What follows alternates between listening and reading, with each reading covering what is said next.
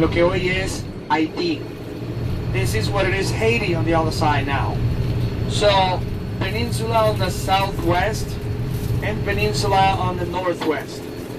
In both of the areas, you know, that's what it is. And the point of up north, you know, was the first place that Columbus met people here. But the indigenous, no, not Columbus.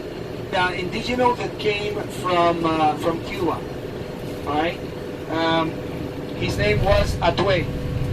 Atue was the one that came from there down, and he was talking to the people there and says, hey, there are strange people that came to the island and they tried to take the island from you. So prepare yourself because you're going to have to fight them.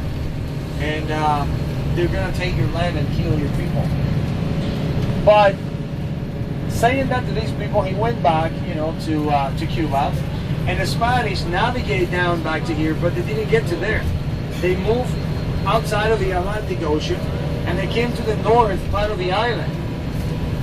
Instead of going to this area, they came up north in here. So that's the place where they get, you know, in here. It's called today Puerto Plata.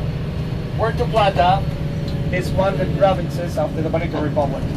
So when they get there, the people that met the Spanish didn't know what was going on the other two places that they met first.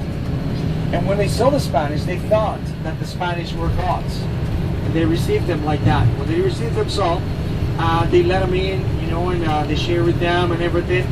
So that's the way it initiated the conquest of the later on called Hispaniola Island. So Columbus built up the first village in there in the area of Puerto Plata called La Isabela. La Isabela was the first village of the European on here. And then he built a fort also on the area called the Fort of San Felipe, or the Fort of Navidad, or the fortress of the Christmas. And that fortress was built in the mountain there because he left 40 people to protect the area and initiate the colony. So he went back to Spain to give the good news. He took with him a couple of indigenous people to navigate that area, and then when they came back, they came ready to do the conquest. The first time, remember that Columbus used 3 ships because he didn't have anything more, you know. La Niña, La Pinta, and Santa Maria. Those were the 3 ships, you know, that had Christopher Columbus when he came the first time. But when he went back to Spain and came back, the Spanish king and queen, they gave him 17 ships and more than 2,000 soldiers. So he came prepared with the weapons and everything.